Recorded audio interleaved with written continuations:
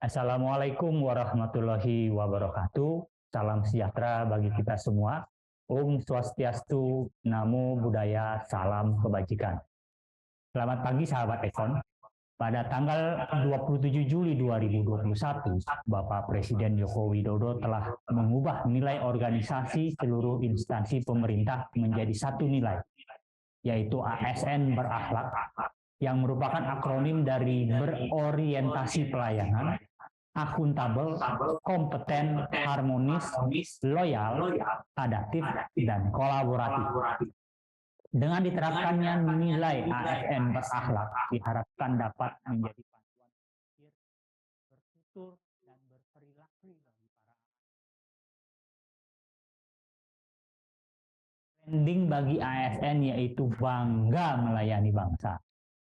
Sahabat Ekon, tahu nggak sih ASN Culture Fest yang diselenggarakan secara virtual ini diikuti oleh 93 kementerian, lembaga, dan pemerintah daerah, dan diharapkan menjadi sarana komunikasi dan berdiskusi bagaimana program dan penguatan budaya kerja dalam menerapkan nilai-nilai berakhlak antar instansi pemerintah.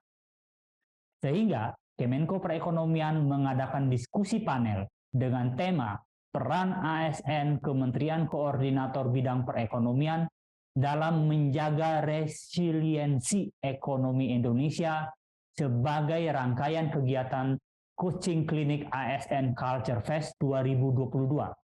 Harapannya adalah dengan adanya kegiatan diskusi panel ini dapat memperlihatkan bagaimana penerapan nilai berakhlak melalui koordinasi, sinkronisasi, dan pengendalian sesuai dengan tugas dan fungsi Kemenko Perekonomian.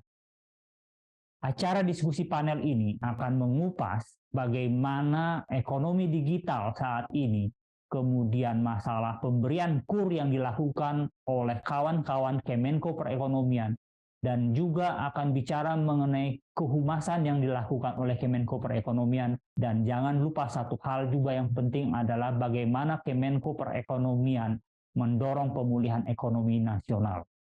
Acara diskusi panel ini dilaksanakan di mini studio Ekon Iconbo, yang merupakan adaptasi media publikasi yang kekinian. Mini studio juga merupakan salah satu output inovasi dari Agen Perubahan Kemenko Perekonomian tahun 2022. Tentu, sebagai konsekuensi mini studio tersebut, pengisian konten, teknik pengoperasian, serta teknik broadcasting mengandalkan dukungan SDM internal perekonomian yang kompeten, kreatif, kolaboratif, harmonis, dan inovatif. Dengan begitu, dari contoh mini studio ini saja telah terimplementasi beberapa nilai berakhlak. Sahabat Ekon, Kemenko Perekonomian juga telah melakukan berbagai upaya dalam menerapkan nilai-nilai ASN berakhlak, dimulai pada saat sosialisasi dilakukan oleh Bapak Sesmenko dan melalui media publikasi di area kantor maupun media sosial Kemenko Perekonomian. Di samping itu, kami juga berupaya melalui agenda pembekalan kepada agen-agen perubahan reformasi birokrasi setiap tahunnya sebagai perwakilan di setiap unit kerja, dan juga menerbitkan buku saku pedoman berakhlak. Dan untuk kedepannya masih banyak yang akan kami lakukan untuk mendorong terciptanya nilai-nilai berakhlak di Kemenko Perekonomian. Kami berharap sahabat Ekon dapat mengikuti kegiatan diskusi panel hari ini untuk menambah wawasan dan pengalaman kalian. Terima kasih. Wassalamualaikum warahmatullahi wabarakatuh. Om Santi Santi Santi Om.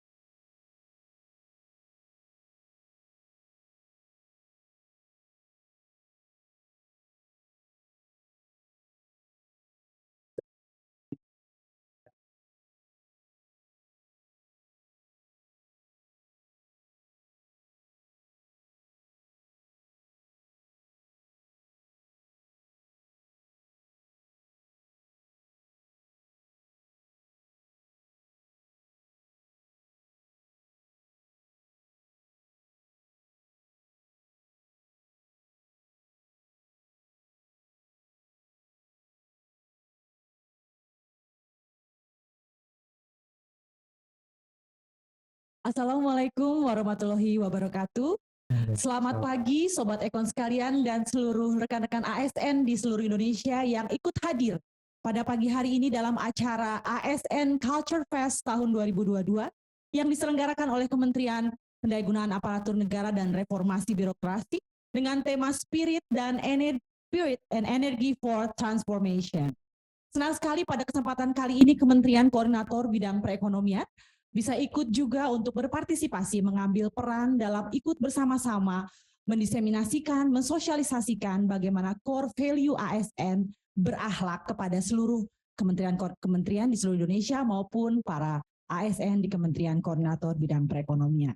Dan tentu saja secara khusus karena tema kita di Kemenko Perekonomian adalah sesuai dengan tusi kita di bidang perekonomian, tentu saja yang menjadi tema secara khusus diangkat dalam acara Culture Fest di Kemenko Perekonomian adalah peran ASN Kemenko Perekonomian dalam menjaga resiliensi ekonomi Indonesia.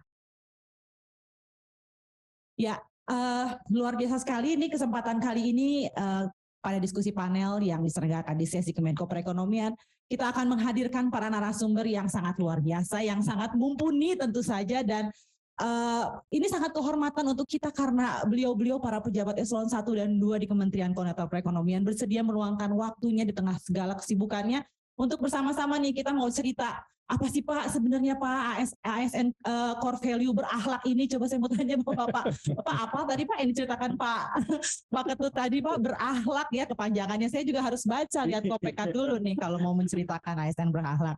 Ya, Sobat Ekon dan rekan-rekan ASN di seluruh Indonesia, izinkan saya memperkenalkan saat ini keempat narasumber saya. Saat ini baru ada 3, yang satu nanti akan bergabung kemudian karena masih ada kegiatan lain. Yang pertama saya izin memperkenalkan Bapak Dr. Rizal Edwin, AKMSC. Beliau selaku staf ahli bidang transformasi digital, kreativitas dan sumber daya manusia. Saya ingin sedikit memperkenalkan CV beliau. Beliau menamatkan pendidikan S2 dan S2-nya selaku Master of Science Policy Economic di University of Illinois dan juga menamatkan S3 manajemennya di Universitas Indonesia. Dan yang kedua yang tidak kalah penting yaitu Bapak Haryo Limanseto. Beliau adalah Kepala Biro Komunikasi, Layanan Informasi dan Persidangan. Kalau saya lihat nih beliau memang sangat mumpuni sekali ya di bidang kehumasan ini ya. Beliau pengalaman kerjanya selaku Kasubdit Humas di Kantor Pusat Bea dan Cukai sebelumnya, dan juga beliau sebelumnya adalah lulusan dari Sekolah Tinggi Ilmu Administrasi LAN dan juga dari S2 Magister Administrasi Publik Universitas Indonesia. Dan yang ketiga tentunya tidak kalah penting, Bapak Gede Edi Prasetya, SEMM selaku Asisten Deputi Pasar Modal dan Lembaga Keuangan. Beliau memang sudah sangat melanglang buana di sektor sesi diskusi kita. Tadi sebagaimana sudah disampaikan oleh pembukaan oleh Bapak Kepala Biro Hukum dan Organisasi bahwa sesi ini, ajang ini atau acara ini merupakan acara untuk kita bersama-sama bagaimana menginternalisasi ASN core value berakhlak ini ke dalam kebijakan-kebijakan yang dilaksanakan oleh Kemenko Bidang Perekonomian. Bagaimana kemudian ASN ikut berperan juga gitu ya untuk merasakan betul-betul berakhlak ini seperti apa ya. Kalau boleh saya mengulangi lagi ya Pak, tolong dihafal ya Pak, nanti saya tes Pak. Jadi ASN core value berakhlak merupakan akronim dari berorientasi pelayanan, akuntabel, kompeten, harmonis, loyal, adaptif, dan kolaboratif. Panjang ya. Betul. Saya juga harus tes lagi. Ya baik. Mungkin saya langsung saja masuk ke pertanyaan pertama nih. Ya. Saya langsung ke Pak Edwin aja. Saya panggil Pak Edwin ya Pak ya. Boleh. Sobat Ekon dan rekan-rekan ASN tentu sudah mengenal beliau ya. Mungkin kalaupun Bapak Ibu atau rekan-rekan ASN yang seusia saya nggak mengenal, mungkin Papa Mamanya yang mengenal. Jadi ya kalau Pak Edwin sesuai dengan saat ini jabatannya ya selaku staf ahli bidang transformasi digital dan kreativitas dan sumber daya manusia. Tentu kita ingin mengangkat isu-isu digitalisasi itu kemudian bagaimana boleh juga melalui ASN core value berakhlak ini bisa diaplikasikan. Tapi kemudian kan kita juga tahu nih sekarang nih apakah di tengah era digitalisasi yang begitu pesat ya di Indonesia, di Kemenko Perekonomian begitu ya misalnya, apakah betul-betul sudah digitalisasi atau sebenarnya cuma komputerisasi gitu? Itu kan juga pertanyaan kita ya. Sehingga kemudian Bagaimana sih menurut Bapak nih upaya kita sekarang supaya betul-betul tidak hanya komputerisasi yang dilakukan, tapi digitalisasi. Jadi bagaimana pembangunan transformasi digital saat ini yang berkembang begitu pesat ya yang sudah dilakukan oleh Kemenko Perekonomian, dan apa sih yang dilakukan pemerintah khususnya di Kemenko Perekonomian dalam upayanya untuk mendorong semangat anak muda untuk terus adaptif terhadap era digitalisasi yang sekarang berkembang sangat besar. Waduh, terima kasih Tasya. Ini panjang.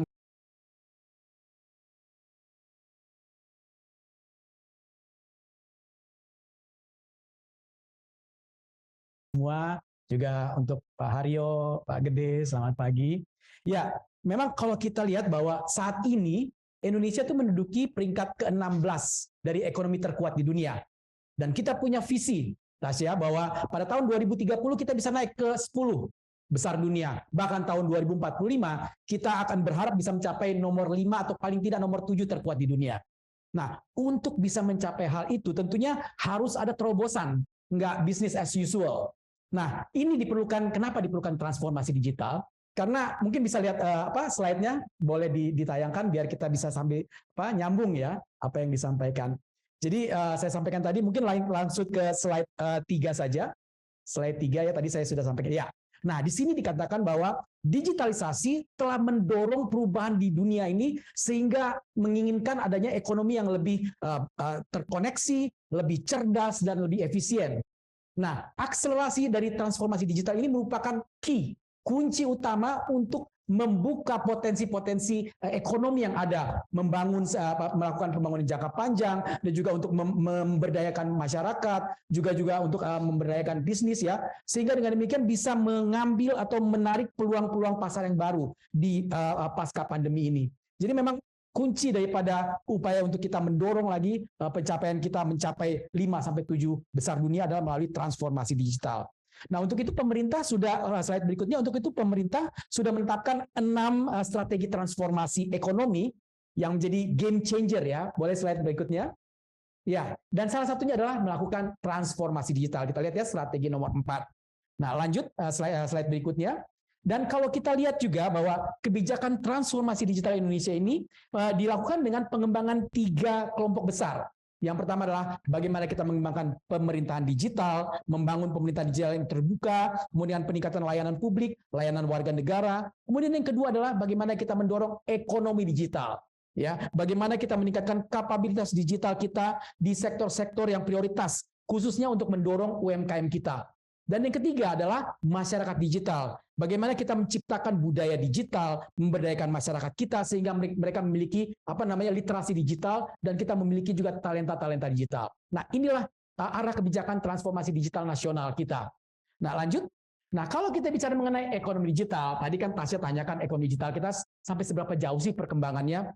Nah, kalau menurut data yang didapatkan dari Google Temasek Bain & Company, ini pada tahun lalu ekonomi digital kita tercatat sebesar 77 miliar dolar atau sekitar 1.100 triliun rupiah. Dan ini merupakan nilai yang paling tinggi di Asia Tenggara. Ya, dan pada tahun 2025 diperkirakan nilai tersebut, nilai ekonomi digital kita itu akan naik sampai dengan 130 miliar dolar Amerika atau sekitar 1.800 triliun. Dan bahkan 2030 nanti bisa naik 2 kali lipat. Nah, yang menjadi pendorong utama dalam perekonomian digital kita adalah sektor e-commerce. Tasya sering dong beli online, ya kan? Bapak Ibu juga pasti sering beli online. Ini ternyata merupakan subsektor ekonomi digital yang paling pesat pertumbuhan di Indonesia. Dan ini menjadi tulang punggung daripada perkembangan ekonomi digital di Indonesia. Kemudian juga secara investasi. Ternyata investasi di sektor digital kita sudah mencapai tingkat kedua terbesar setelah Singapura di ASEAN. Ya, jadi ini merupakan peran-peran ekonomi digital yang sangat besar bagi perkembangan ekonomi kita di Indonesia. Nah, kemudian kalau melihat bagaimana sih perkembangannya saat ini untuk mendorong anak-anak muda kita untuk bisa adaptif ya di melaksanakan kegiatan-kegiatan terkait ekonomi digital, boleh slide selanjutnya? Ya, kita lihat di sini ya. Jumlah penduduk Indonesia sampai dengan saat ini menurut data dari We Are Social sekitar 277 juta. Sementara handphone itu jumlahnya melebihi daripada jumlah penduduk. Handphone kita ada 370 juta, penduduknya cuma 277 juta. Kemudian internet users, pengguna internet kita mencapai 204 juta orang. dan juga active media sosial users ya, yang pengguna medsos itu 191 juta. Nah, ini merupakan modal kita, apalagi rata-rata dan paling banyak yang menggunakan medsos dan menggunakan internet itu adalah mereka yang berusia muda, ya. Kita lihat ada pertumbuhan terakhir ya, penggunaan internet dalam 5 tahun terakhir. Lanjut. Kemudian juga bagaimana memanfaatkan internet itu. Kita lihat di sini bahwa rata-rata orang Indonesia itu menggunakan internet itu 8,5 jam sehari. Ya, 8,5 jam sehari orang Indonesia membuka internet. Ya, kemudian digunakan itu masing-masing bisa untuk streaming ya, melihat live streaming, ada 2 jam 50 menit, kemudian juga untuk sosial media, buka Instagram, TikTok dan sebagainya itu 3 jam 17 menit. Ya, kita bisa lihat di sini bagaimana penggunaan media-media melalui internet. Dan juga kita lihat juga yang paling sosial media yang paling digunakan adalah mulai dari Instagram sampai dengan WhatsApp, Instagram, dan berikutnya sampai dengan kita lihat yang paling bawah adalah Yuki ya. Nah, di sini menurut data yang kami dapatkan juga bahwa jumlah pengguna media sosial tadi ada 194 juta, di mana Facebook itu sekitar 134 juta, kemudian Instagram 98 juta, YouTube itu 139 juta. Dan ini mayoritas adalah anak-anak muda. Nah, dengan demikian sebenarnya anak-anak muda itu sudah terkait erat dengan kehidupan terkait dengan digital ya. Mereka adalah disebut sebagai digital natives ya. Nah, permasalahannya sekarang adalah apa sih yang menjadi alasan utama pemanfaatan internet oleh anak-anak muda? Kita bisa lihat slide berikutnya. Ya, di sini 80% katanya untuk mencari informasi. 73% untuk menemukan ide-ide baru, inspirasi. 68% untuk berhubungan dengan teman-teman atau keluarga. 63% katanya untuk mengisi waktu luang. 61% katanya untuk mengikuti berita, kejadian, gosip. Termasuk saya itu. Ya, nah permasalahannya hanya 44% yang menggunakannya untuk edukasi dan belajar. Disinilah tugas kita, bagaimana kita mendorong anak-anak muda kita untuk bisa memanfaatkan waktu ini untuk lebih besar menggunakan internet ini untuk edukasi dan belajar. Apalagi kita akan ketahui kita akan menghadapi bonus demografi tahun 2035. Ada 190 juta penduduk Indonesia yang usia produktif. Ini Gen Z, Gen Y, dan Gen X. Ya, ini yang perlu kita dorong untuk bisa mereka memanfaatkan internet dengan lebih produktif. Ya boleh-boleh aja sih untuk main TikTok, Instagram, dan sebagainya. Tapi jangan lupa bahwa ini juga bisa digunakan untuk meningkatkan kemampuan mencari pelatihan, juga mencari pelajaran-pelajaran yang berguna. Nah, itu yang kami harapkan. Dan secara ringkas memang dalam hal ini, boleh slide berikutnya, untuk apa yang sudah dilakukan oleh pemerintah. Dalam hal ini pemerintah melalui Kementerian Kominfo sudah mengadakan berbagai macam pelatihan. Contohnya nih untuk melakukan pelatihan buat mereka yang ingin mendapatkan pelatihan dasar, itu ada siberkreasi. Ini latihan-latihan dasar kedigitalisasian yang bisa diikuti oleh semua masyarakat. Nah, tinggal bagaimana kita mau memanfaatkan program-program yang sudah disediakan pemerintah itu untuk kita pelajari. Ini bisa diakses kok untuk semua masyarakat melalui akses ke website daripada Kementerian Kominfo. Nah, mungkin itu secara singkat apa yang tadi menjawab pertanyaan daripada Tasya tadi. Ya, oke. Luar biasa sekali ya.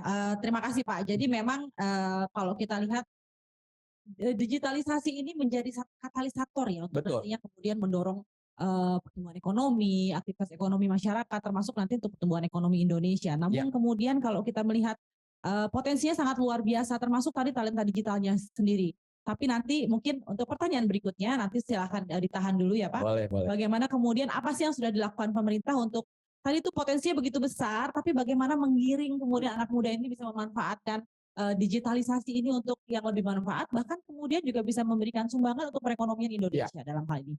Terutama di tengah-tengah situasi kita saat ini dalam era penuh bayangan dinamika kondisi global yang sangat tidak menentu ya, yang kemudian resesi itu selalu terdengar gitu ya. Jadi harapannya digitalisasi dan upaya untuk mendorong peran anak muda dalam perekonomian bisa semakin ditingkatkan. Nah, tadi Bapak juga sempat menyampaikan terkait UMKM. Untuk itu saya mau bergeser sedikit Pak, ke Pak Gede nih.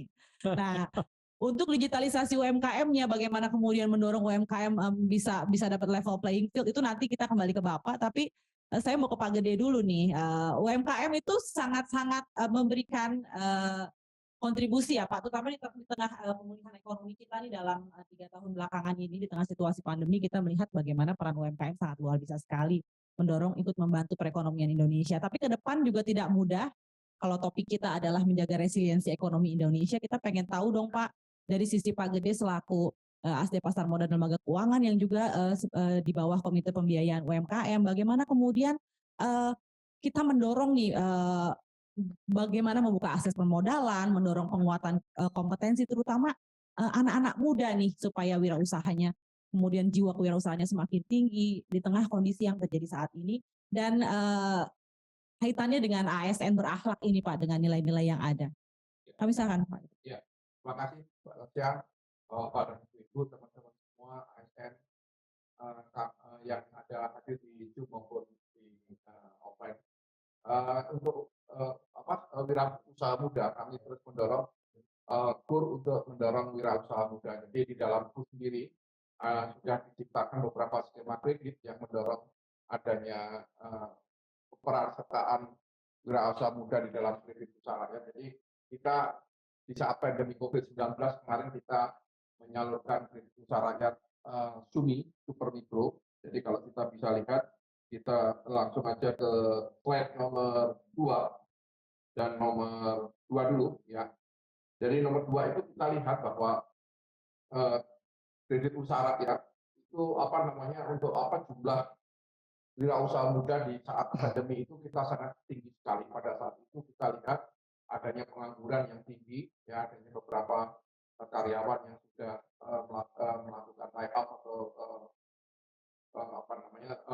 pengangguran. Ya, kemudian ada kami pada saat itu kita juga memberikan kepada ibu-ibu rumah tangga. Ya, jadi di samping itu juga di masa-masa resiliensi ini untuk mempertahankan ketahanan ekonomi kita juga terus berusaha untuk menggandeng wirausaha muda. Kita terus datang ke tempat-tempat mahasiswa yang mempunyai inkubasi, ya, kemudian kita juga datang ke cluster, kelompok-kelompok yang sifatnya cluster, ya, gabungan kelompok pertanian, dan di KUR sendiri sudah juga selalu merangkul milenial. Jadi ada beberapa gabungan atau cluster ini yang melibatkan milenial untuk mendapatkan KUR. Karena kita juga, menurut Pak Menko juga sudah dikatakan kepada beliau mengatakan bahwa KUR itu mudah dan murah. Jadi mudah untuk diakses dan murah di dalam sisi pembiayaan. Sehingga ini sangat cocok sekali bagi para pemuda, para wirausaha muda untuk bisa memulai usaha. Jadi kalau kita lihat di tahun ini pemerintah sangat mengapresiasi para wirausaha muda dengan memberikan KUR-SUMI dengan tingkat suku bunga hanya 3%. Jadi bayangkan kemudahan-kemudahan ini yang diberikan kepada wirausaha muda ini dalam rangka untuk mendorong mereka nantinya bisa bergraduasi, bisa naik tingkat. Jadi mereka berusaha dari KUR-SUMI, dari yang kecil-kecil karena tidak ada usaha yang besar langsung besar. Ya, akan usaha yang bagus itu dimulai dari bawah. Jadi nanti sangat bagus sekali kalau misalnya wirausaha muda ini ikut berperan serta. Ya, kami terus mendorong dari sisi pelabuhan, kami mendorong untuk supaya mereka itu bisa bergraduasi atau naik kelas terus-menerus. Jadi dan kita usahakan mereka nantinya bukan hanya menjadi nasabah KUR, namun nantinya mereka menjadi nasabah skema komersial. Jadi dengan KUR, ya kita berusaha untuk wirausaha muda ini kita gandeng, ya kita ikut sertakan dan kita peran sertanya ini kita dorong terus-menerus. Dan kita juga terus berusaha untuk memberikan pelatihan, memberikan pembinaan, dan barangkali kita akan terus dorong mereka untuk terus nantinya bisa menjadi nasabah komersial. Itu yang kita harapkan. Dan untuk 2023 kebijakan itu adalah di samping debitur baru, utamanya wirausaha muda, tapi juga kita mendorong adanya graduasi, ya graduasi atau naik kelas. Dan kita berharap naik kelasnya ini nanti mereka akan kedepannya menjadi nasabah-nasabah komersial yang kuat, yang dimulai dari usahanya yang kecil, dari mulai yang KUR-SUMI tadi. Saya kira itu, Mbak Tasya.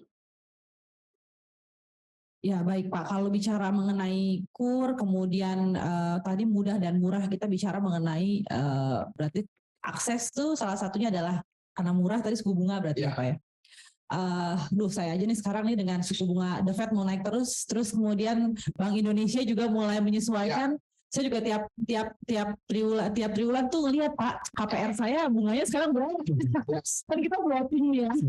Nah tentu saja ketika kemudian para pelaku usaha ini kan melihat memang murah, tapi kemudian ini nanti akan di set berapa nih sama pemerintah bunganya, kan pasti membayangkan kita setiap mau mulai usaha mau cari permodalan pasti dipikirkan itu ya.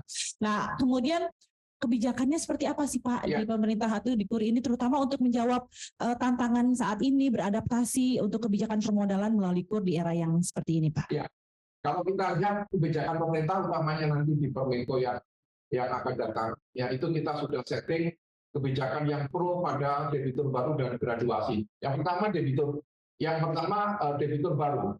Ya, kita untuk mereka yang baru-baru pertama kali melakukan usaha, yaitu rumah tangga, kemudian wirausaha muda, kemudian mereka yang terkena rentenir, perangkap rentenir, kemudian mereka yang terperangkap skema pinjol dan lain sebagainya, itu kita dekati dengan pinjaman KUR SUMI yang bunganya 3%.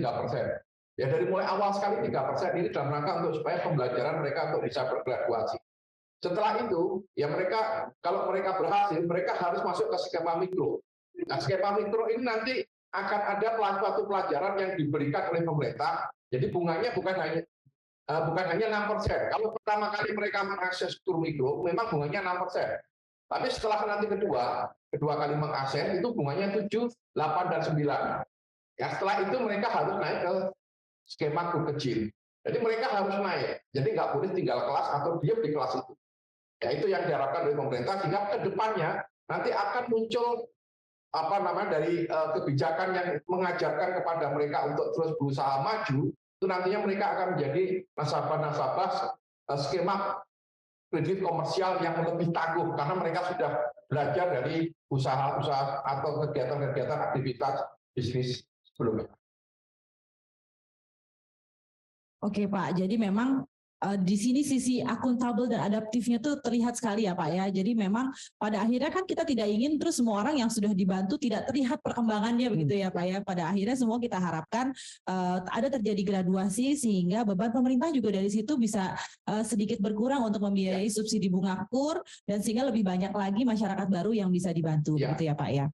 Oke, terima kasih Pak Gede, nanti kita kembali lagi Pak. Kita pengen cerita lebih banyak nanti untuk sisi kolaboratifnya seperti apa. Tapi sebelumnya saya mau ke Pak Haryo dulu nih. Pak Haryo udah siap-siap nih. Pertanyaannya nggak susah kok Pak.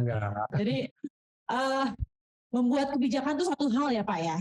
Tapi kemudian bagaimana kemudian kebijakan itu bisa tersampaikan kepada masyarakat, arahnya, tujuannya.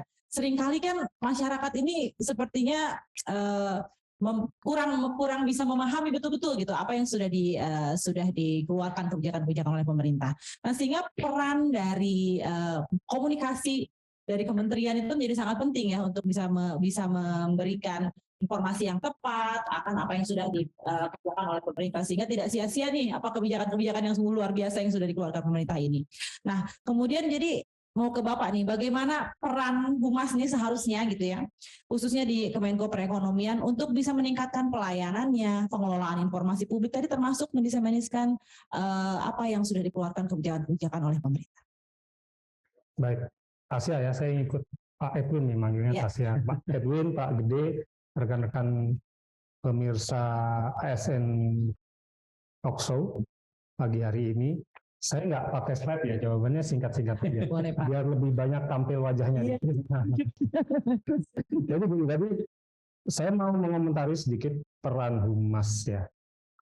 Ada pandangan yang salah sebenarnya bahwa Humas sebagai ujung tombak dari diseminasi atau komunikasi publik. Sebenarnya peran Humas itu memang sebagai unit yang menjalankan fungsi itu, tapi sesungguhnya peran Humas itu melekat pada semua insan yang ada di organisasi tersebut. Nah, jadi mulai dari perilaku, kemudian kebiasaan, cara berbicara, menyampaikan itu, peran setiap insan di organisasi itu sangat penting untuk menjadi gambaran dari organisasi tersebut. Nah, kemudian Humas memang, unit humas memang tugasnya spesifik menjalankan hal. Tapi kami tentu berharap tidak hanya unit humas. Semua ASN-ASN khususnya yang ada di Kemenko Perekonomian juga membantu menjalankan fungsi tersebut. Biar semua informasi yang perlu disampaikan ke masyarakat itu bisa tersampaikan dengan lebih banyak. Nah, kalau bicara tentang peran humas sendiri, setidaknya kita sebagai badan publik yang harus mengelola juga informasi publik, setidaknya ada 5.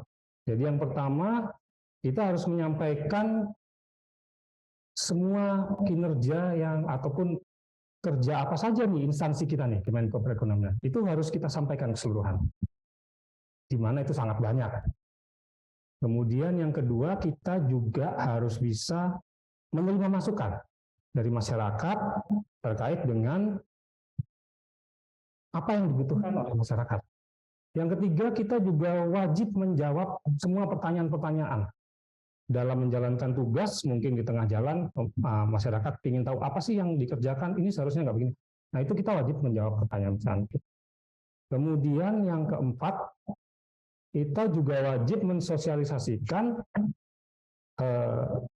proyek-proyek yang mungkin yang spesifik atau khusus yang sedang dijalankan, yang menjadi prioritas pemerintah. Itu wajib agar masyarakat bisa paham setidaknya dan juga kemudian bisa mendukung. Nah, yang terakhir adalah mengubah persepsi ini. Nah, terkait ini mungkin banyak juga persepsi masyarakat yang berbeda terkait beberapa kebijakan pemerintah yang harus diluruskan. Jadi prinsipnya Mbak, peran humas itu ada 2 arah. Memberikan informasi tapi juga menyerap kebutuhan. Itu, terima kasih. Nah, menarik sekali Pak. Untuk 5 hal ini tentu ada yang tentu semuanya sudah dikerjakan ya Pak di Kemenko Perekonomian. Mudah-mudahan. Boleh Pak dielaborasi lebih lagi Pak, apa saja sih Pak contohnya gitu ya, apa yang sudah disiapkan untuk tadi bagaimana kita menyampaikan apa yang sudah dikerjakan, kemudian menerima masukan itu, menjawab berbagai pertanyaan, mensosialisasikan beberapa isu yang memang perlu disosialisasikan maupun mengubah persepsi itu tadi. Media apa atau saluran apa atau apa sih Pak tools apa yang sudah dilakukan nih di kehumasan secara khusus mungkin Biro Klip di Kemenko Perekonomian nih Pak? Toolsnya tentu banyak dan itu hampir semua seragam ya di media mainstream, kemudian di medsos. Nah, yang paling terakhir tentu ini mini studio. Nah, ini benar-benar kami harapkan menjadi program terbaru yang bisa mendorong. Nah, ini terbukti pagi ini kita sudah memanfaatkannya. Nah, jadi saya rasa sudah banyak yang dilakukan dan saya tidak akan menyebutkan satu persatu karena itu hampir relatif sama. Tapi yang kita akan dorong ini adalah mini studio ini yang pagi ini sudah kita manfaatkan. Demikian. Melihat salah satu core value ASN berorientasi pelayanan.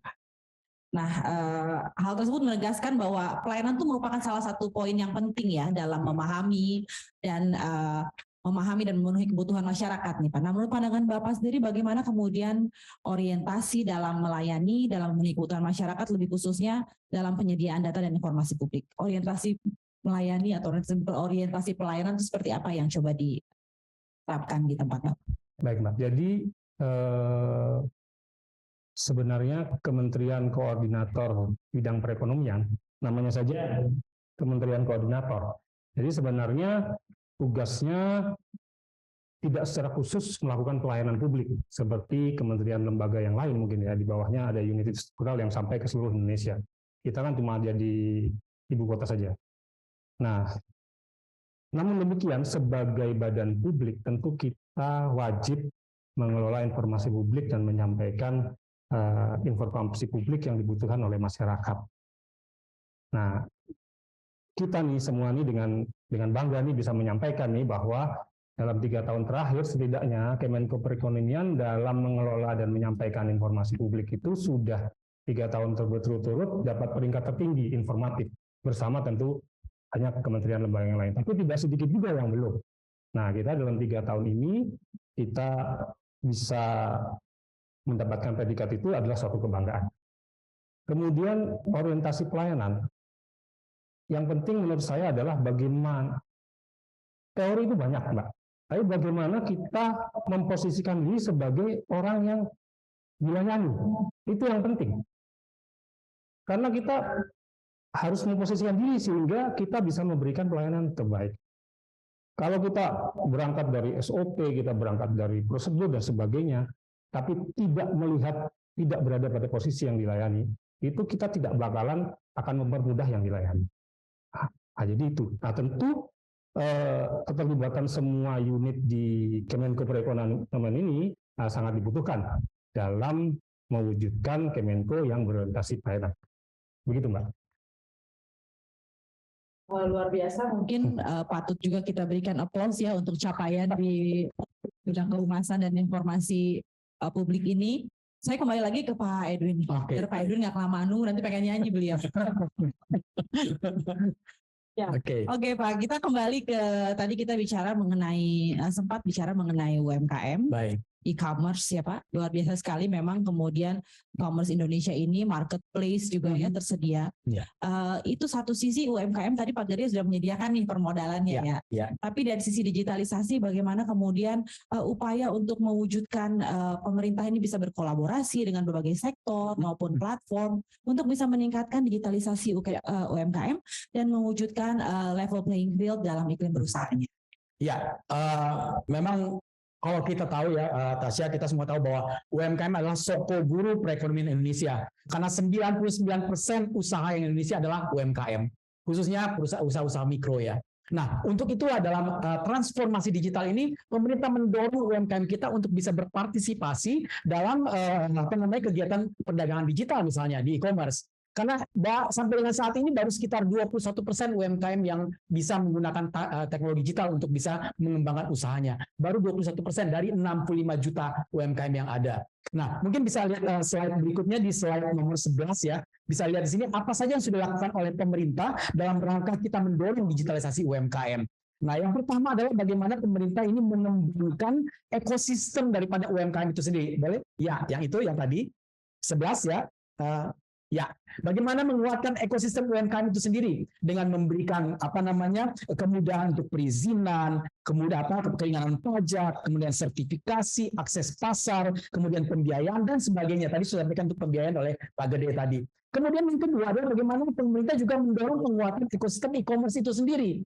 Sehingga nantinya UMKM bisa berpartisipasi dalam kegiatan-kegiatan e-commerce. Misalnya dengan menciptakan iklim usaha e-commerce yang lebih mendukung, kemudian bagaimana pembayaran digitalnya, bagaimana logistiknya. Jadi ini merupakan satu kesatuan sehingga dengan demikian nanti UMKM kita bisa dorong untuk bisa berpartisipasi dalam transformasi digital. Kemudian juga ada dukungan-dukungan lain. Seperti kita tahu ada program Bangga Buatan Indonesia. Ini mendorong UMKM untuk masuk ke e-commerce. Ada padi UMKM, yaitu bagaimana pengadaan barang-barang UMKM ini bisa dilakukan untuk mencukupi kebutuhan daripada BUMN. Kemudian juga ada e-katalog, bagaimana kementerian lembaga itu bisa membeli barang-barang UMKM melalui e-katalog. Nah, hal-hal seperti ini yang didorong oleh pemerintah. Kemudian juga masing-masing kementerian punya program-program untuk mendorong UMKM. Ada penguatan aspek enablernya yang dilakukan oleh Kementerian Kominfo, kemudian ada pengelolaan e-commerce-nya oleh Kementerian Perdagangan, kemudian oleh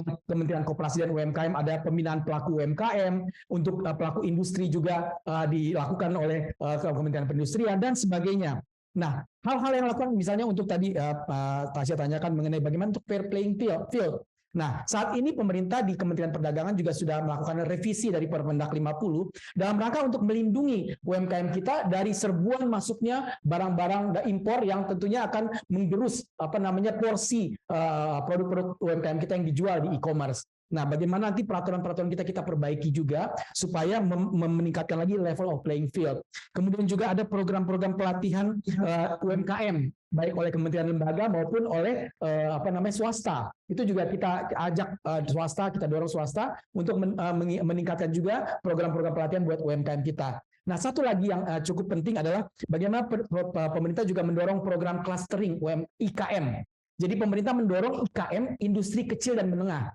Jadi bukan hanya UMKM yang menjual atau menjadi seller dan reseller, karena kemungkinan bisa juga menjual barang-barang impor kan, tapi bagaimana pemerintah mendorong UMKM yang produktif, yang menghasilkan barang, supaya mereka juga bisa kompetitif dalam e-commerce ini. Jadi itulah yang apa yang dilakukan oleh pemerintah dalam rangka mendorong UMKM kita untuk masuk ke digital.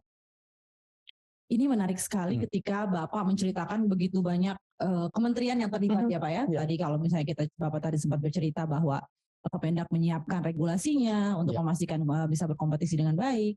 Tapi juga ada kementerian lain yang menyiapkan regulasi. Nah, bagaimana kemudian kolaborasinya ini gitu ya? Kolaborasinya ini bisa berjalan dengan baik sesuai dengan salah satu core value berakhlak ya Pak, kolaborasi. Betul. Ingat kan Pak, ada kan? Itu penting sekali. Nah, bagaimana sih kolaborasi itu bisa dijalankan gitu ya di tengah berbagai banyak fungsi masing-masing yang dijalankan? Jadi memang seperti yang saya sampaikan tadi, masing-masing kementerian lembaga punya program digital sendiri, ya sesuai dengan tupoksinya. Nah, ini memang kelihatan masih jalan sendiri-sendiri sekarang, ya. Untuk itulah kami di Kemenko Perekonomian sekarang sedang menyiapkan pembentukan PMO pengembangan ekonomi digital. Nah, tugas dari PMO ini adalah mengkolaborasikan, mengorkestrasi semua program-program atau inisiatif di kementerian lembaga yang terkait dengan pengembangan ekonomi digital agar bisa berjalan searah. Ya, itu yang sedang kami siapkan dan mudah-mudahan tahun ini sudah bisa terbentuk dan sudah mulai bisa melakukan kolaborasi maupun orkestrasi tadi. Ya, semangat kolaborasinya tentu harus kita dorong. Harus, ya. betul. Baik. Ya, sebelum saya berlanjut ke narasumber yang lain, oke. Ya, saya mungkin masih kembali ke Pak Edwin. Satu lagi tadi masih saya ada lupa, Pak. Terkait yang talenta digital, kelewatan saya pengen nanya itu sebenarnya. Ya, jadi kalau tadi sudah diceritakan potensi dari anak muda ini luar biasa sekali ya. Tapi kemudian masih perlu ditingkatkan lagi talenta digitalnya. Betul. Nah, strategi apa sih yang dirancang oleh pemerintah ini kemudian untuk membentuk talenta digital dan bagaimana dampak yang dihasilkan dari implementasi strategi tersebut? Baik, boleh kita ke slide 12 ya? Ke slide 12. Nah, ya, di sini kita bisa lihat bahwa perkembangan ekonomi digital itu mendorong perubahan-perubahan model bisnis ya. Dan juga ada sejumlah pekerjaan yang akan hilang karena perkembangan teknologi digital. Katanya ada 85 juta pekerjaan akan hilang. Tapi jangan takut, ada 97 juta pekerjaan baru juga akan muncul. Sekarang bagaimana kitanya mempersiapkan diri untuk bisa menangkap kesempatan 97 juta usaha itu bidang pekerjaan itu. Nah, untuk itulah makanya pemerintah juga berupaya untuk mendorong, tadi saya sudah sebutkan di Kementerian Kominfo itu ada program Digital Talent Scholarship, ada Siberkreasi, ada Digital Leadership Academy. Nah, ini semua digunakan untuk bisa mendorong talenta-talenta digital kita. Nah, kemudian juga bukan cuma kemampuan-kemampuan hard skill, tapi juga soft skill. Ya, kita bisa lihat di sini ada bagaimana kita mendorong orang untuk bisa problem solving, kemudian self management, kemudian juga bisa bekerja sama dengan orang lain. Itu keterampilan yang perlu kita miliki juga gitu. Dan diharapkan nantinya dengan adanya keterampilan dengan pekerja yang memiliki keterampilan digital di Indonesia pada tahun 2030 ini kontribusinya bisa mencapai 1.900 triliun rupiah. Ya, ini sangat besar sekali, atau sekitar 7% dari PDB kita tahun 2030. Bahkan kalau ini pakai skenario yang non BAU yang lebih agresif lagi, diharapkan nanti kontribusi pekerja yang memiliki keterampilan digital ini bisa mencapai 4.000 triliun rupiah. Nah, kemudian bagaimana apa yang dilakukan oleh pemerintah dalam rangka mengembangkan talenta digital ini? Ya, kita ketahui bahwa, boleh slide berikutnya, bahwa kita membutuhkan talenta digital sebanyak 9 juta orang dalam 15 tahun, mulai dari tahun 2015 sampai dengan 2030. Itu artinya 600.000 orang per tahun. Nah, pemerintah tidak bisa jalan sendiri. Ya, paling kuat pemerintah bisa menghasilkan sekitar 100 ribuan lah setahun. Untuk itu perlu kerjasama dengan swasta, dengan semua stakeholders yang lain, dengan akademisi, dengan pelaku-pelaku e-commerce, pelaku-pelaku ekonomi digital. Nah, ini ada dua strategi yang dilakukan oleh pemerintah. Yang pertama adalah strategi jangka panjang, dan yang kedua adalah strategi jangka pendek. Untuk jangka panjang adalah bagaimana kita merevitalisasi sistem vokasi di Indonesia. Karena banyak sekali kita ketahui bahwa lulusan-lulusan pendidikan di Indonesia ini banyak yang susah diterima oleh industri karena tidak sesuai kemampuannya. Sehingga harus ada reskilling, upskilling. Nah, untuk itulah maka pemerintah dalam hal ini akan sudah melakukan upaya untuk menyusun lagi kurikulum pembelajaran mulai dari SD sampai dengan perguruan tinggi. Kemudian bagaimana kita menyusun juga standar-standar kompetensi dan sertifikasi, dan juga bagaimana melakukan training of trainers, ya, terutama di BLK. Nah, ini jangka panjang kita akan mempersiapkan pola peta jalan vokasi kita. Nah, jangka pendeknya bagaimana pemerintah juga mendorong program pendidikan dan pelatihan Ya kita tahu kan tadi sudah sebutkan di Kominfo ada. Kemudian juga pasti kita tahu di Kemenko Perekonomian juga mengkoordinasikan program Kartu Prakerja. Nah ini juga bisa digunakan untuk mendorong lagi penciptaan talenta digital. Kemudian pelatihan-pelatihan di balai kerja, balai latihan kerja. Dan juga saat ini pemerintah bersama dengan salah satu perusahaan teknologi global itu punya program MOU untuk Skills for Job. Jadi untuk ASN kita juga dorong untuk mereka bisa memiliki keterampilan digital. Nah, inilah dua strategi yang sedang dilakukan oleh pemerintah, baik itu jangka pendek maupun jangka panjang. Ya teman-teman ASN, terus ada skill for job ya, silahkan juga harus bisa memanfaatkan berbagai kebijakan yang ada untuk bisa ASN ini mengembangkan juga kompetensinya. Ya. Nah, oke, baik. Tadi saya sudah sampaikan bahwa ada satu narasumber lagi nih yang masih tertunda di belakang karena kesibukannya. Senang sekali Pak Ferry, Bapak Ferry Irawan, beliau adalah staf ahli bidang pembangunan daerah di Kementerian Koordinator Bidang Perekonomian. Senang sekali beliau bisa bergabung juga akhirnya Pak, di Hatsit Pak. Mungkin saya mau berikan Bapak kesempatan untuk bernafas dulu. Ya, silakan Pak. Saya sedikit dulu, mungkin sebelum ke Pak Ferry, saya sedikit lagi ke Pak Gede. Ya, sedikit Pak. Tadi saya masih mau bicara mengenai kolaborasi ya. Pak Edwin tadi kolaborasi, ke Pak Gede juga satu hal terkait kolaborasi nih. Kita tahu bahwa untuk bisa mencapai salah satu program untuk mendorong UMKM melalui program KUR ya Pak ya, pemerintah itu juga menggandeng berbagai pihak, termasuk pihak perbankan, pihak sebagai penyalur KUR-nya. Nah, agar sejalan dengan tujuan dari pelaksanaan KUR pemerintah ini, apa yang dilakukan pemerintah Pak dalam upayanya mengawal pihak penyalur untuk bisa memberikan pelayanan yang memuaskan bagi para pelaku UMKM? Ya, jadi di dalam KUR sendiri kolaboratif ini kunci penting juga ya, karena sebenarnya bukan hanya kolaboratif itu juga di situ ada fungsi-fungsi berakhlak itu di dalam kolaborasi itu sendiri. Ya, jadi kami berusaha untuk melakukan harmonisasi juga. Ya kalau di dalam kolaborasi ini tidak ada harmonisasi, barangkali tidak juga akan bisa berlaku dengan baik. Jadi gini, kita harus di dalam KUR itu ada sekitar 13 kementerian lembaga yang mengurusi di dalam komite, kemudian ada sekitar 44 penyalur, kemudian ada sekitar 10 penjamin, itu yang harus kita koordinasikan dengan baik agar kredit usaha rakyat ini bisa berjalan dengan baik. Jadi kita terus berusaha untuk mencari kira-kira di mana letak daripada misalnya terjadi perselisihan, terjadi sesuatu hal yang sifatnya menghambat, itu kita selalu berusaha untuk bedah, kita kuliti gitu ya istilahnya, dan kemudian kita ingin supaya ini bisa berjalan dengan baik. Apa yang harus kita lakukan? Apakah kita cukup dengan rapat koordinasi? Apakah perlu kita eskalasi menjadi misalnya peraturan-peraturan yang mesti harus kita kita bikin regulasinya, dan sehingga permasalahan-permasalahan yang menghambat ini bisa dicairkan, bisa terlaksana dengan baik sehingga kredit usaha rakyatnya bisa berjalan dengan baik. Syukur kita di dalam penyaluran KUR ini kolaborasi ini sangat baik sekali di antara pemerintah pusat, penyalur, penjamin dan pengawas-pengawas yang ada di dalam kredit usaha rakyat. Terbukti kemarin kita sudah bisa menyalurkan sekitar 300 juta lebih, 300 triliun lebih, mohon maaf, 300 triliun, sekitar 365 triliun yang bisa kita serap di tahun 2022.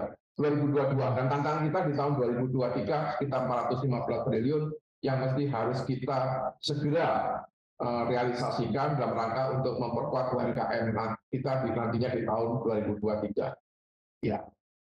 Pak Gede udah ngasih 2 Pak tadi. Bapak-bapak bahas satu-satu kan. Pak Gede udah kasih 2 tadi, kolaborasi dan harmoni. Pak Ferry langsung deg-degan, saya harus ngasih apa nih. Jadi oke. Mungkin nanti Pak Ferry ini biar tahu juga Pak kita dikasih PR nih untuk bisa menghadapi Pak.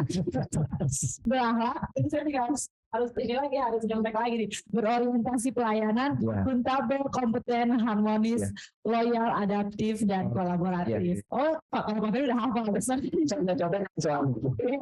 Ya, oke nih. Nah, dengan kedatangan Pak Ferry ini sebetulnya kita pengen dapat juga Pak. Tadi kita sempat sampaikan sebagaimana topik hari ini ya Pak, menjaga resiliensi, peran ASN menjaga resiliensi ekonomi Indonesia. Nah kemudian kenapa menjaga resiliensi ekonomi Indonesia itu penting gitu ya Pak. Mungkin sebelum saya masuk ke Bapak bisa cerita mengenai pemulihan ekonomi yang dilakukan, yang sudah berjalan melalui KPCPEN maupun yang terus ke depan berjalan melalui program TPIN Pak. Tapi mungkin boleh Pak sedikit dari Bapak memberikan gambaran sebenarnya kondisi ekonomi kita nih, kenapa sih kita kemudian harus penting banget menjaga resiliensi ekonomi di tengah kondisi saat ini? Nah, kondisi saat ini itu sebetulnya seperti apa sih Pak kondisi ekonomi kita yang sedang kita hadapi ini? Iya, makasih Tasya kesempatannya, Pak Edwin, Pak Haryo. Pertama memang sekarang kalau boleh kita bilang gitu ya, kita yang di ekonomi ini kalau kita melihat dari, saya bicara agak ke belakang dulu gitu ya. 2020, 2021, 2022, satu kata kunci yang pas untuk merepresentasikan itu adalah dinamis. Ya. Jadi bagaimana semua event dari berbagai faktor itu saling mempengaruhi, kemudian sebagai negara yang kalau di ekonomi itu small economy itu terdampak gitu ya. Sehingga tadi penting untuk tadi menjaga resiliensi dari ekonomi kita. Nah tadi Mbak Tasya bicara mengenai bagaimana kondisi kita gitu ya. Nah pertama mungkin ini sebenarnya banyak hal yang bisa diceritakan gitu, tapi saya akan cerita dari dua indikator penting kita gitu ya. Pertama pertumbuhan ekonomi, yang kedua adalah inflasi gitu. Nah kalau kita lihat sejalan dengan apa yang terjadi di dunia gitu ya pada saat kita mengalami pandemi, kita juga mengalami yang namanya kontraksi gitu ya, sekitar kalau dulu kita historis bicara biasa 5%, kemudian bahkan kita pengen sebenarnya tumbuh 6 sampai 7%, nah pada 2020 kita bahkan pernah mencapai sekitar minus 5% gitu ya. Nah alhamdulillah dengan berbagai effort dari kita semua di bawah koordinasi Presiden maupun juga oleh Pak Menko di PCPN itu kita secara bertahap sudah mulai menunjukkan pemulihan ekonomi gitu ya, dari yang kontraksi sampai kemudian terakhir data itu 5,7 gitu. Jadi udah hampir berbanding terbalik dengan kondisi kita di 2020 gitu. Ini satu hal yang perlu sama kita syukuri gitu ya. PDB kita tumbuh 5,7, bahkan overall tahun kita bisa harapkan 5,2, 5,3 gitu ya. Nah yang kedua juga inflasi nih.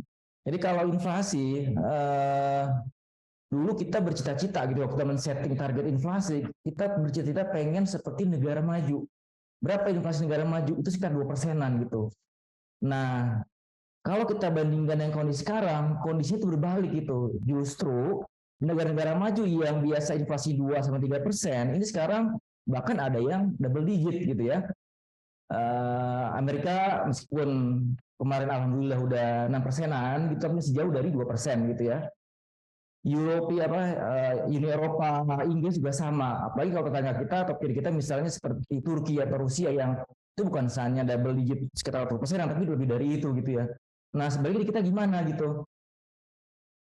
Terakhir kita masih 5,5 gitu ya. Jadi kalau kita bandingin dengan negara lain itu masih sangat-sangat kondusif.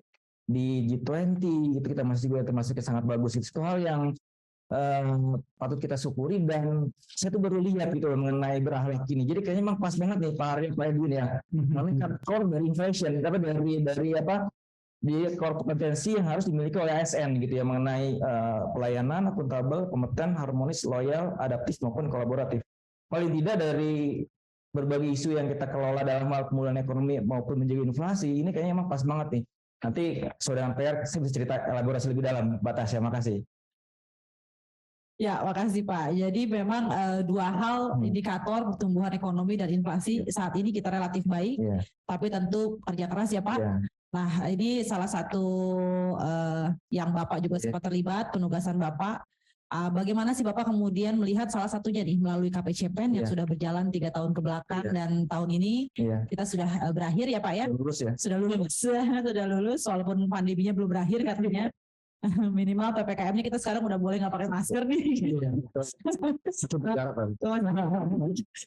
Ya, nah apa sih yang menurut Bapak yang membuat kemudian para ASN maupun tim kerja di KPCPEN ini bisa tetap loyal dalam mengembangkan tugas tanggung jawab dalam penanganan COVID dan pemulihan Iya. ekonomi? Satu mungkin secara formal gitu ya, kita kan memang sudah disumpah gitu ya untuk melakukan sesuatu sesuai dengan tusi kita. Itu mungkin satu hal yang secara formal bisa kita sampaikan gitu. Tapi mungkin satu hal juga yang saya alami adalah bahwa kenapa kita loyal given gitu ya. Kalau kita cerita dulu ya waktu awal pandemi, pada saat teman-teman yang lain sudah work from home, kita masih masuk gitu ya secara fisik. Mungkin satu adalah bahwa kebijakan yang kita lakukan untuk mengatasi pandemi maupun mengawal pemulihan ekonomi itu akan berdampak nyata gitu kepada masyarakat gitu ya. Jadi kita bukan hanya kebijakan yang terasa di atas kertas, tapi itu betul-betul nyata gitu ya. Tadi 2020 aspek kesehatan gitu. Dulu waktu belajar ekonomi saya nggak kebayang gitu bagaimana keterkaitan langsung antara kesehatan dengan ekonomi gitu. Tapi di 2020 kita bisa dapat sense banget tuh. Bagaimana kalau kita tidak bisa jaga kesehatan, kita nggak bisa bekerja, kita tidak bisa beraktivitas. Ya, kemudian apa? Pertumbuhan ekonomi kontraksi, kemiskinan mengalami peningkatan, dan seterusnya gitu. Jadi kalau bayangan kami, kenapa kemudian loyal, itu salah satunya adalah bahwa terasa banget gitu ya, dampak kebijakan yang kita lakukan dengan segala effortnya itu terasa betul. Dari berbagai aspek, mau dari kesehatan dan juga dari tusi kita ada dari aspek ekonomi. Mungkin itu singkatnya gitu. Jadi dampak nyata kebijakan yang kita lakukan terhadap kesejahteraan maupun aktivitas ekonomi di masyarakat gitu. Itu yang mungkin kita loyal terhadap apa yang kita lakukan selama ini gitu. Ya, tapi kemudian Pak, mungkin boleh lagi Pak mendapat masukan lagi dari Bapak ya. Tentu banyak pihak ya Pak di dalamnya ya Pak. Betul. Banyak pihak, kemudian ada pemerintah pusat, pemerintah daerah. Nah, bagaimana sih kemudian cara memaksimalkan kolaborasi ini? Ya. Bagaimana kemudian masing-masing bisa melepas ego sektoral atau Ya. kepentingan-kepentingan masing-masing dan mengubahnya menjadi sebentuk pelayanan yang merata kepada seluruh masyarakat Indonesia. Ya. Sebelum Bapak menjawab, saya mau mengingatkan kepada para peserta nih, Sobat Ekon dan rekan-rekan ASN di seluruh Indonesia, silahkan jika ada yang ingin menyampaikan pertanyaan, bisa menuliskan di kolom Q&A yang nanti kemudian akan dikurasi oleh teman-teman panitia, dan juga dimohon dapat menuliskan nama lengkap dan asal instansinya di kolom Q&A yang disertai dengan pertanyaannya. Oke, terima kasih. Silakan Pak Ferry kembali mengenai pertanyaan tadi. Baik, betul gitu ya. Ini karena ya kita bisa bandingin apa yang terjadi di inflasi, di pemulihan ekonomi, kemudian bagaimana kita mengelola itu secara kelembagaan. Satu hal yang saya lihat dan saya amati adalah bahwa memang betul gitu ya, bahwa kayak di TPIN atau di TPIP misalnya itu kita lebih dari berapa ya 9 sampai dengan 13 kementerian lembaga gitu, itu di KL gitu. Kemudian juga di pusat, di daerah, ada provinsi maupun di kabupaten kota. Jadi hampir sekarang semua udah punya TPID-nya kecuali yang 4 daerah tambahan untuk yang Papua gitu ya. Nah, ini bisa kita rasakan betul perbedaan karakter, perbedaan tusi, yang penting juga perbedaan IQ di masing-masing kementerian lembaga. Ini kemudian yang menjadi tantangan gitu ya. Nah, kalau kita bandingkan antara dua kelembagaan ini, satu yang saya rasakan betul adalah kalau karakternya memang suka yang kolaboratif gitu ya, itu akan sangat membantu gitu. Itu akan sangat bisa menjembatani berbagai tusi, berbagai IQ maupun berbagai karakter tadi gitu. Kalau karakter ini sudah bisa betul-betul ada, itu akan sangat membantu. Yang kedua adalah, kalau yang saya rasakan sendiri adalah wahana atau forum untuk kita bisa saling berinteraksi gitu ya. Jadi kalau ada pepatah tak kenal maka tak sayang maka tak cinta gitu, maka tadi kita harus punya wadah untuk ketemu gitu. Karena kalau dengan ketemu berbagai perbedaan itu mestinya bisa kita jembatani gitu ya. Maka tadi kalau dari kami kebetulan memang kalau di TPIP sendiri kita punya berbagai wadah untuk kita saling ketemu ya. Di rapat teknis kita sering komunikasi dengan BI, Kemendak, Kemendagri dan teman-teman yang lain. Di daerah juga kita punya TPIP dan TPID yang kita punya forum juga yang secara reguler ketemu, sehingga waktu kita ketemu sebenarnya kita bukan hanya ketemu dalam konteks formal ya, tapi interpersonal pun kita udah ketemu gitu. Jadi kalau udah itu bisa kita lakukan, mudah-mudahan sebesar apapun perbedaan itu bisa kita bisa ketemukan ya titik temunya gitu. Secara formal kita punya rakor tingkat menteri, kita punya rakor tingkat presiden gitu ya, yang dipimpin Pak Presiden. Kemudian kita juga punya rakor pusat daerah gitu ya. Ini kemudian yang kita betul-betul optimalkan untuk tadi bisa saling ketemu dan saling memahami. Sehingga kalau ada permintaan dadakan dari Pak Haryo untuk misalnya kita bikin acara di Medan atau di Pontianak, kita bisa tinggal teman-teman sana gitu ya. Ini kita pengen bikin acara ini, teman-teman tuh udah bisa langsung support gitu ya. Yang lain betul adalah mungkin kejelasan mandat gitu ya. Ini bisa saya bandingkan sendiri dengan TPIP dan pemulihan ekonomi. Di TPIP kita punya Kepres, di PEN kita punya Perpres gitu. Jadi mandatnya jelas gitu. Pada saat kita berkomunikasi dengan teman-teman yang lain dengan kejelasan mandat, kemudian juga pembagian tugas yang jelas di dalam mandat tersebut, mungkin tadi kita bisa langsung saling memahami gitu tanpa perlu menjelaskan secara detail, sering-sering menjelaskan secara detail apa sebenarnya yang ingin tercapai. Juga termasuk tadi dengan kejelasan mandat tentu juga ada kejelasan target gitu. Ini penting nih karena kalau kita sudah punya satu visi untuk mencapai target tertentu, ini mudah-mudahan semua effort bisa kita arahkan untuk mencapai hal tersebut gitu. Kalau di inflasi kita punya target jangka menengah gitu yang kita komitmenkan dengan teman-teman yang lain. Di PEN juga saya yakin ada target pertumbuhan ekonomi yang harus kita capai. Jadi goalnya sama, visinya sama, ada tadi aspek kolaboratifnya juga. Nah, mudah-mudahan itu jadi tadi bisa mengurangi bahkan menghilangkan ego sektoral yang ada di masing-masing kita gitu, Tasya. Ya baik Pak, jadi checklistnya hampir banyak ya yang kena ya Pak. Checklistnya banyak yang kena nih gitu ya. Bagaimana kemudian selain kolaborasi juga hal lainnya yang bisa mendorong untuk bisa mencapai target yang diharapkan dari upaya untuk mendorong pemulihan ekonomi tersebut. Tadi disebut Pak Haryo, jadi saya teringat mau balik ke Pak Haryo. Siap. Nah, kalau dari yang disampaikan tadi Pak Ferry, Pak Haryo ini kan berarti sebenarnya tuntutannya tinggi nih Pak, dari sisi Biroklim ini nih, sisi humas ya, tuntutannya sangat tinggi nih untuk memenuhi tadi faktor-faktor tadi tuh, memberikan informasi, menerima masukan, mensosialisasikan gitu ya, menyampaikan kinerja.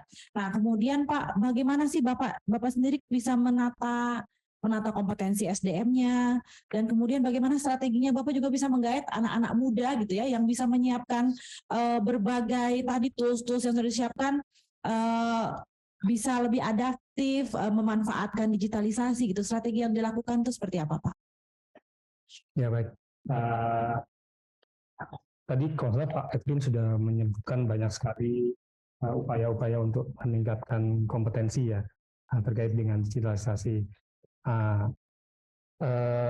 Namun memang kami di Humas ya, karena memang tingkat kesibukannya kebetulan di Kemenko Perekonomian ini sangat tinggi, jadi mau tidak mau ya belajar sambil bekerja, begitu. Jadi selain pendidikan formal yang tentu mungkin urut kaca membutuhkan waktu yang lama satu persatu dan sebagainya, kami juga menuntut kawan-kawan di biro kami khususnya ini untuk otodidak, upskilling diri sendiri. Nah kemudian dari situ kami mengharapkan dia dapat pulang kepada kawan-kawan dekatnya dalam satu kelompok umpamanya gitu. Nah, baru kemudian mungkin di komunitas itu sendiri nanti dari kelompok kecil kemudian menjadi satu komunitas kelompok yang besar. Jadi kami mungkin strategi utamanya nggak bisa menunggu yang formal-formal, tapi masing-masing dengan segala keterbatasan waktu, mungkin juga pembiayaan dan sebagainya, kami menuntut mereka untuk bisa saling getok tular sama mereka, kemudian masing-masing akhirnya satu komunitas itu bisa kemampuannya bisa bertambah. Nah kami juga tahun ini mungkin akan mulai menerapkan rolling antar sesama mereka di dalam Biroklim. Ya jumlah kami juga cukup banyak sehingga masing-masing juga bisa merasakan dan kemudian belajar dari masing-masing bagian apabila memang nanti sudah dipindahkan. Saya rasa itu Mbak strateginya. Oke, jadi adaptif tadi ya Pak, masuk ya? Nggak tahu, masuk ya? Sudah dan juga ini kayaknya harus ada sisi loyalnya juga diomongin ya. Tidak bisa disangsikan lagi nih sepertinya. Teman-teman juga siap-siap nih katanya mau di rolling ya. Siap juga. Oke, ya terima kasih Pak. Sebelum menutup ke pertanyaan terakhir untuk masing-masing, saya satu hal lagi mungkin untuk Pak Ferry ya. Pak, setelah apa yang didapatkan sukses nih Pak dari upaya kita menjalani pandemi COVID-19 dan menjaga kestabilan ekonomi Indonesia, pembelajaran apa sih kemudian yang boleh dibagikan Pak kepada ASN maupun masyarakat Indonesia dalam upaya-upaya yang telah dilakukan? Satu tadi yang link dengan sampaikan oleh Mbak Tasya maupun juga Pak Haryo adalah tadi adaptif gitu ya. Kenapa? Itu bisa lihat sendiri dari cerita awal. Bagaimana dinamika ekonomi itu bisa berubah dengan cepat gitu ya. Jadi saya ingat betul waktu kita bicara 2021 Tasya ya, kita bicara pemulihan ekonomi, akselerasi pemulihan ekonomi gitu kan. Tapi kemudian memasuki di 2022 kita nggak bicara lagi pemulihan ekonomi itu, terutama di global gitu ya. Apa yang kita bicarain? Stagflasi, resesi. Itu kalau dalam konteks ekonomi itu berbanding terbalik gitu kan. Di 2021 kita bicara global, pemulihan ekonomi ini tinggi, lebih cepat dari perkiraan awal. Tapi kemudian masuk di tahun 2022 itu kita bicara satu hal yang tadinya naik, kemudian kita bicara pelambatan maupun tadi bahkan kontraksi gitu, itu di globalnya. Kemudian yang lain juga adalah di inflasi nih. Jadi waktu saya betul-betul pengalaman gitu ya pribadi ini, waktu 2020-2021 ini kita bicara ke daerah, mendorong daerah untuk meningkatkan level harganya. Kenapa? Kita punya target 3+/-1%, tapi karena pelambatan aktivitas ekonomi itu kita semua berada di bawah itu gitu ya. 1,8 waktu itu gitu. Jadi di 2021 itu kita bicara, ayo dong daerah tolong kita bansos, kemudian aktivitas ekonomi ditingkatkan untuk tadi menaikkan harga gitu, karena harga itu representasi juga demand gitu kan. Harga yang rendah artinya aktivitas, demand itu relatif rendah. Nah di 2022 kita nggak bicara lagi seperti itu gitu. Dengan kondisi global yang memang tadi ada isu stagflasi, ada resesi, kemudian juga ada kenaikan harga komoditas, kenaikan harga energi, kemudian disrupsi di rantai pasok. Di 2022 kita bicara kemudian adalah bagaimana kita mengelola ekonomi untuk bisa mengendalikan inflasi gitu. Saya ingat betul gitu ya, waktu kita simulasi dampak harga BBM, kemudian kita menyampaikan outlook kita gitu bahwa kita yakin inflasi kita akan kita bisa jaga di 5%-an. Teman-teman nggak yakin gitu ya. Dengan segala pressure yang ada di global maupun ada adjustment dari si harga BBM-nya, maka kemudian inflasi kita itu bisa dicapai di kisar 5% gitu ya. Kan alhamdulillah bisa tercapai gitu. Nah, satu hal yang lesson learn-nya pertama adalah ke depan kita masih akan menghadapi situasi yang penuh tantangan, sangat dinamis gitu ya.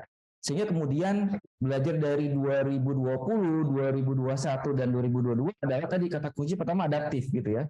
Mau nggak mau kita harus adaptif gitu dalam berbagai aspek. Saya ingat misalnya waktu Bappenas bicara mengenai work from home di antara kita itu saya kan nggak ada yang kebayang ya.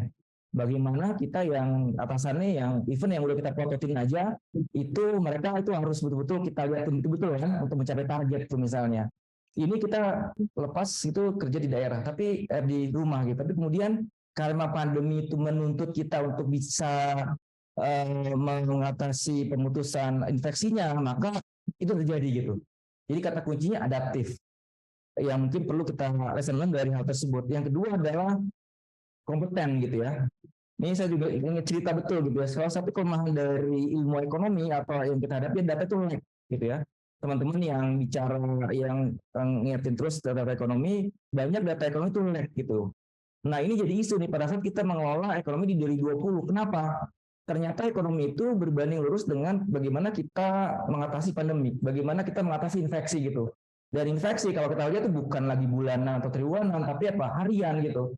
Sehingga kemudian pada saat kita bicara outlook, kemudian implikasi kebaikan seperti apa, maka tadi kita harus betul-betul bisa mencari tidak hanya data yang konvensional, yang memang ada lab di situ, tapi juga data yang inovasi data baru gitu yang memungkinkan kita untuk bisa tadi melihat ekonomi dari berbagai indikator yang lebih frequent, yang lebih real time gitu. Maka kemudian banyak tuh yang melihat kemudian menggunakan proksi misalnya sebaran cahaya waktu malam di berbagai daerah. Kenapa? Karena cahaya menunjukkan aktivitas ekonomi. Kemudian juga untuk menunjukkan aktivitas ekonomi kita menggunakan proksi data Google Mobility. Kenapa? Karena tadi aktivitas ekonomi ternyata berbanding dengan aktivitas gitu ya. Ini kemudian yang sekali lagi kalau kita kaitkan dengan karakter atau karakteristik dari ASN tadi adaptif, kemudian kompeten, itu satu hal juga yang penting gitu ya untuk menyambut tantangan yang ke depan yang sangat dinamis dan challenging gitu ya. Itu mungkin Natasha. Ya, oke, baik. Karena waktu juga, kita masih akan memasuki sesi pertanyaan. Nanti baru mohon mempersiapkan juga penutupnya sesuai dengan apa yang tadi sudah ditanyakan. Untuk itu kita break sejenak untuk kita persiapkan sesi tanya jawab berikutnya. Boleh minum dong. Kan? Ini saya punya. Terima kasih.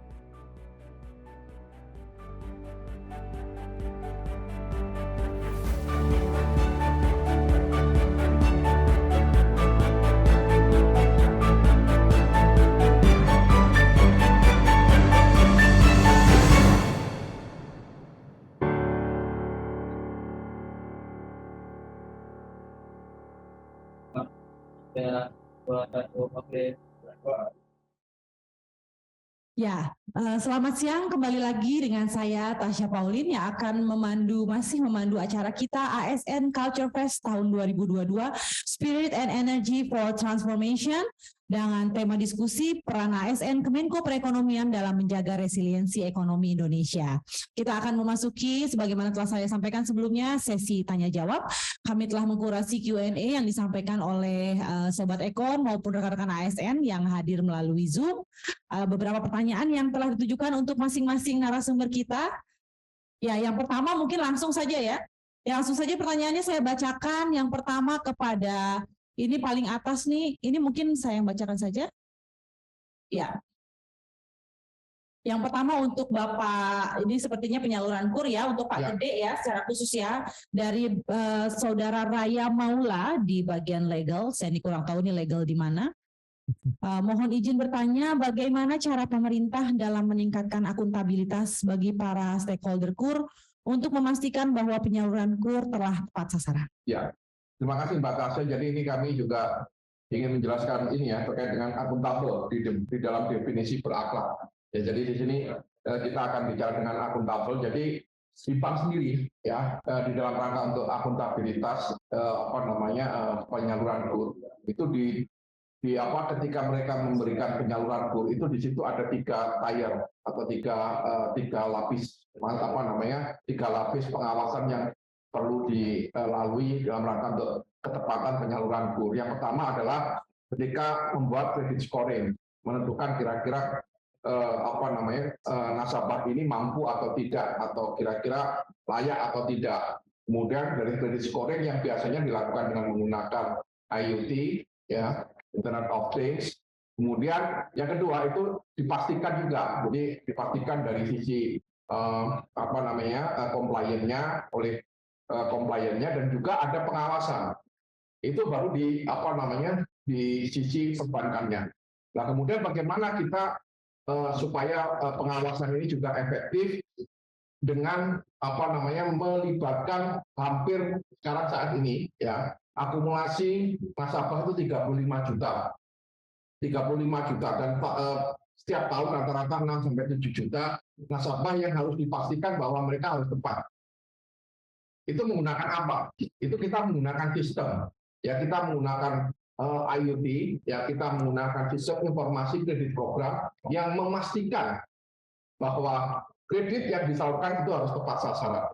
Jadi tidak mungkin kita petani satu-satu, kita lihat satu-satu, kita melihatnya persatu-persatu secara manual, tapi sistem yang menentukan. Kalau sudah sistem, itu berarti tidak bisa disuap. Itu artinya sistem yang menentukan boleh atau tidak. Ya, setelah mereka melalui saringan tiga tier yang ada di tiga tingkat pengawasan yang ada di perbankan, mereka harus masuk kepada sistem kita.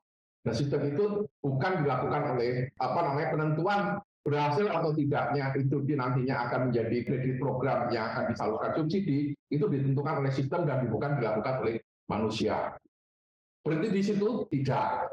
Kita punya namanya forum pengawasan BUD yang terdiri dari kementerian dan lembaga. Itu masing-masing inspektorat itu melakukan biasanya akan melakukan sampling, ya, memastikan apakah mereka yang memasukkan itu di dalam sistem itu memang benar atau tidak. Ya, jadi itu langkah-langkah yang yang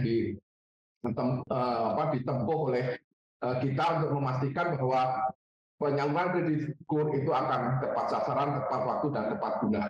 Saya kira itu. Ya, luar biasa sekali. Sungguh memang upaya untuk memastikan akuntabilitasnya itu berjalan ya Pak ya. Dan tadi salah satu yang kunci penting juga, walaupun memang bukan yang tetap masih ada perlu beberapa layer tambahan ya, tapi saya melihat digitalisasi juga menjadi salah satu kunci penting ya mengenai sistem itu. Bagaimana sistem pemerintahan yang berbasis digital juga menjadi penting.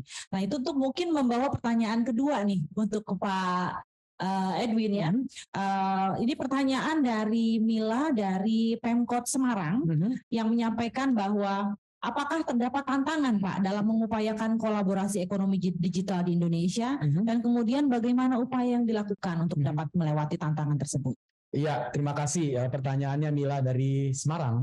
Oke, ya, jadi memang seperti yang saya sampaikan tadi, memang dalam melaksanakan kegiatan melakukan transformasi digital, ini tentunya tantangan yang dihadapi adalah sudah banyak program atau inisiatif yang dilakukan baik oleh pemerintah, swasta, akademisi, dan semua stakeholders, tapi ini masih berjalan sendiri-sendiri. Nah, untuk itulah diperlukan adanya satu institusi yang bisa menjadi orkestrator, bisa menjadi kolaborator antara semua inisiatif program-program terkait dengan pengembangan transformasi digital ini. Kalau kita lihat di antara kementerian lembaga kan misalnya untuk program pengembangan UMKM digital, itu tidak hanya oleh Kementerian Koperasi dan UMKM saja, tapi ada Kementerian Perindustrian, Kementerian Perdagangan, Kementerian Parekraf dan sebagainya. Nah, supaya ini tidak saling overlapping dan tidak saling bertentangan, tentunya harus ada institusi yang melakukan orkestrasi. Nah, itu saya sampaikan tadi di Kemenko Perekonomian kami sedang menyusun atau membentuk yang disebut sebagai Project Management Office pengembangan ekonomi digital di Indonesia. Dengan demikian melalui PMO ini nantinya setiap kegiatan yang terkait dengan pengembangan ekonomi digital ini bisa dikolaborasikan, bisa diorkestrasikan, termasuk juga dengan swasta. Nah, bagaimana nanti dengan swasta juga kita bisa berkolaborasi dan juga bisa memberikan insentif dan juga stimulus. Karena tanpa itu juga kayaknya ini tidak bisa jalan ya, tidak bisa jalan dengan lancar. Nah, bagaimana stimulus-stimulus itu yang bisa kita berikan oleh pemerintah kepada swasta, misalnya kita tahu ada super tax deduction ya, untuk bisa mendorong lagi pengembangan SDM digital ya. Nah, kemudian juga bagaimana nanti karena dalam era digital ini semuanya harus berkolaborasi, tidak bisa bekerja sendiri. Nah, untuk itu kami nanti mendorong juga melalui PMO ini mendorong bagaimana kita bisa berkolaborasi, bisa saling harmoni dan juga bisa saling loyal satu sama lain. Ini udah kena dengan prinsip berakhlak tadi ya. Jadi Ya, skornya banyak. Ya. Skornya banyak. Oke. Ya, oke. Pak Edwin mengerti assignment-nya ya. Langsung banyak nih pangannya untuk berakhlak. Oke, luar biasa sekali bagaimana core value berakhlak ini dilaksanakan atau diimplementasikan dalam upaya untuk mendorong ekonomi, kolaborasi ekonomi digital ya, dan dalam melewati tantangan yang dihadapi. Nah, kita kemudian berlanjut pertanyaan untuk ke Pak Ferry ya, Pak. Ini ada pertanyaan dari Bapak Anwar dari FHUGM yang menanyakan bahwa penanganan pandemi yang lalu memang tidak dapat dipungkiri adanya penggelontoran banyak sekali rupiah, baik dalam bentuk BLT, prakerja, dan lain-lain yang diharapkan dapat meningkatkan daya beli di saat pandemi, yang tentu saja hal itu dapat meningkatkan resiko inflasi dan pelemahan rupiah. Nah, bagaimana tanggapan Kemenko Perekonomian atas hal tersebut? Baik, terima kasih Pak Anwar atas pertanyaannya. Satu pertanyaan yang sangat bagus gitu ya. Karena memang di dalam kita diskusi dengan teman-teman di TPIP itu juga salah satu hal yang kita cermati gitu. Nah, mungkin kalau kita kan melihat hubungan antara BLT termasuk tadi yang prakerja karena semi bansos, kemudian inflasi dan nilai tukar gitu ya. Pertama, kalau kita lihat di 2020 dan awal 2021 itu memang perlu kita lakukan. Kenapa? Dengan perekonomian itu mengalami kontraksi, kemudian banyak masyarakat yang kehilangan pekerjaan, maka untuk menjaga daya beli dari masyarakat, maka pemerintah melakukan hal itu gitu ya. Dan ini saya yakin tidak hanya dilakukan di Indonesia gitu ya, tapi juga di beberapa negara lain gitu ya. Nah, yang kedua, pada periode 2022 nih, pada saat ada tekanan di harga gitu ya. Tekanan di harga di mana karena harga komoditas sangat tinggi, kita kemudian melakukan penyesuaian harga BBM.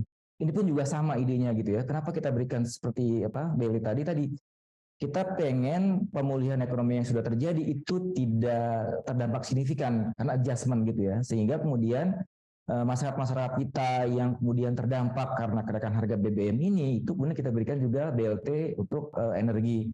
Jadi sekali lagi itu adalah hal yang memang harus kita lakukan untuk tadi menjaga daya beli masyarakat, baik pada episode harga atau inflasi rendah, juga pada saat episode harga tinggi gitu ya. Tapi mungkin note dari saya adalah satu, kita betul-betul mencermati nih berbagai pergerakan indikator yang ada untuk melihat bagaimana potensi tekanan inflasi ke depan gitu ya. Jadi note dari Pak Anwar, terima kasih, itu juga kami cermati sekarang Pak. Nah, yang kedua sebenarnya kalau dalam konteks pengendalian inflasi, pemberian BLT itu hanya salah satu komponen aja gitu ya. Kalau kita bahasa teknisnya itu ketersediaan atau daya beli ya, daya beli dari masyarakat, kita menjaga daya beli dari masyarakat. Kita sebenarnya punya juga 3 komponen yang lain gitu ya. Mulai dari distribusinya, kemudian pasokannya, juga komunikasi. Nah, hal ini kemudian yang kita jagain terus, kita komunikasikan terus gitu ya, sehingga kalau kita kaitkan lagi dengan core dari ASN untuk berakhlak, maka tadi ya adaptasi, kemudian kompeten itu masuk di situ gitu. Adaptif misalnya tadi dalam konteks pengendalian inflasi misalnya kita ini link juga dengan yang dikerjakan tepatnya Pak Edwin gitu ya. Jadi isu di inflasi sekarang adalah kos logistik yang tinggi. Kenapa? Karena rantai pasok itu banyak gitu. Makanya kemudian di dalam inflasi, di dalam program kita untuk mengurangi inflasi tadi, kita mengenalkan program pengendalian inflasi dengan memanfaatkan teknologi digital gitu ya. Jadi dari susu hulu misalnya untuk menyampaikan mengenai berapa komoditas yang ada, kemudian di sini berapa demand yang ada, harapannya tadi rantai pasoknya itu jadi minimal, kemudian kita bisa juga mengetahui kapan permintaan itu ada, kapan pasokan itu ada gitu. Sehingga kita bisa mengatasi salah satu isu di inflasi gitu ya, gap antar waktu maupun antar wilayah itu kita optimalkan juga dengan dengan teknologi digital. Jadi adaptif gitu ya untuk satu yang kedua juga kompeten gitu.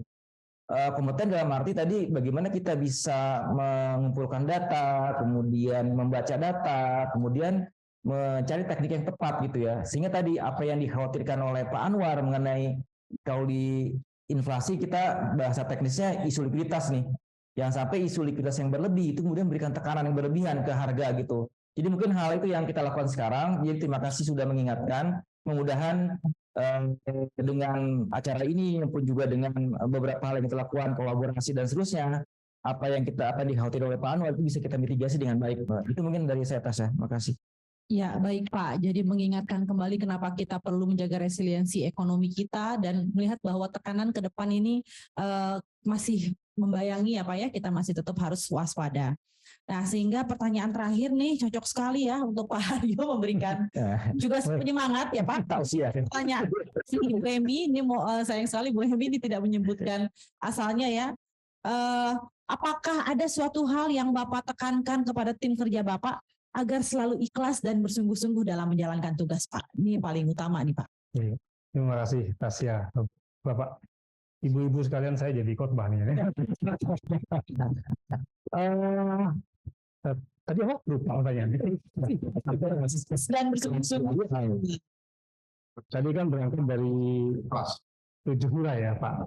7 nilai. Kalau saya lihat dari 7 nilai itu yang paling cocok terkait dengan pas itu tadi adalah loyal, tadi sempat disinggung oleh Pak. Saya nggak akan bahas yang lain biar poin saya sedikit, tapi itu aja, loyal, ikhlas. Jadi ikhlas, loyal dan sejenisnya tidak bisa dipaksakan, ya kan? Pasti setuju semua, itu harus tumbuh dengan sendirinya. Nah, terkait dengan ASN ini memang sangat penting menurut saya. Bagaimana caranya?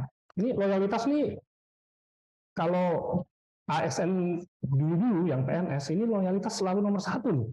Kalau sekarang nomor berapa tuh loyalitas? Di tengah-tengah. Ada loyalitas, kesetiaan, keikhlasan itu penting. Penilaian harus 90 sekian tuh, nggak boleh kurang.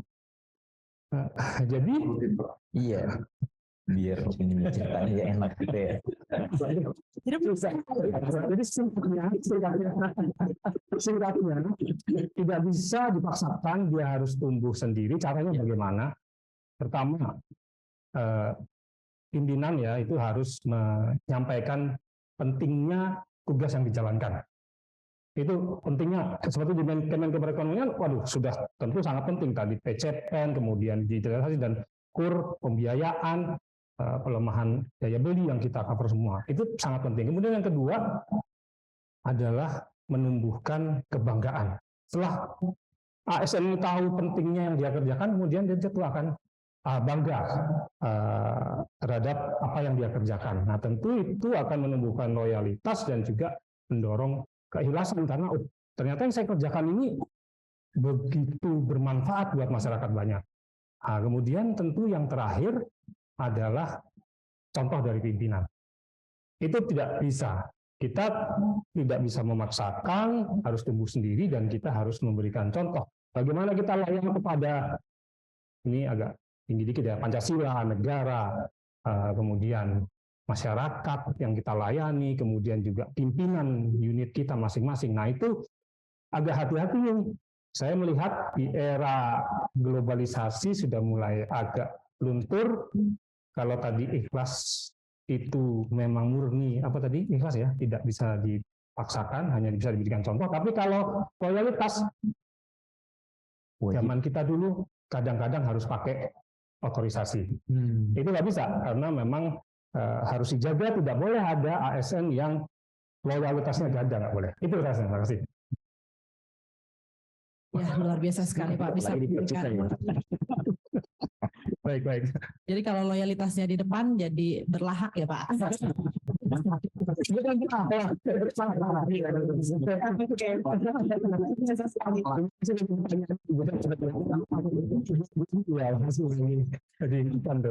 Jadi diingatkan bahwa memang tadi sempat disinggung juga oleh Pak Ferry ya, mungkin salah satunya bagaimana kita bisa menumbuhkan sama-sama rasa untuk tadi, walaupun belum sampai ke loyal, minimal kolaboratif tadi, bagaimana adanya kejelasan mandat, gitu ya.